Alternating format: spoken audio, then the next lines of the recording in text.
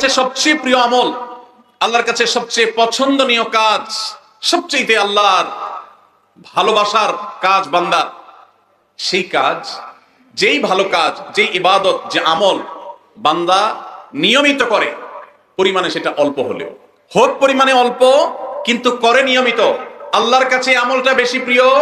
সেই আমলের তুলনায় যে আমল একসাথে অনেক করা হয় কিন্তু পরে আর করার কোনো খবর নেই।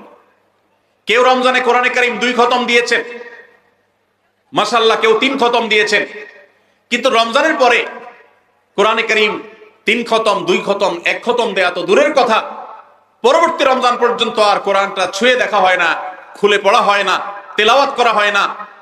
1 পৃষ্ঠা পড়ার সুযোগ হয় না। তাহলে এই 3 খতম 2 খতমের চাইতে রমজানে কেউ যদি 1 খতম কোরআন দেন অথবা তার চাইতে কমও কোরআন তেলাওয়াত করেন, কিন্তু রমজানের পরে সেই কোরআন দিনে হয়তো 2-5 পারা পড়তে পারেন না, কিন্তু 1 পৃষ্ঠা হইলেও পড়েন, 2 পৃষ্ঠা হইলেও পড়েন, তার দৈনন্দিন রুটিনের মধ্যে কোরআন তেলাওয়াত থাকেই থাকে। আল্লাহর কাছে ওই 3 খতম দেওয়া কোরআন তেলাওয়াতকারীর চাইতে মাত্র 10 পারা কোরআন তেলাওয়াত করেছেন যিনি রমজানে, কিন্তু রমজানের পরেও সেটাকে ধরে রেখেছেন পরিমাণে অল্প হলেও, আল্লাহর কাছে এই দ্বিতীয় ব্যক্তি অনেক বেশি শ্রেয় এবং প্রিয়।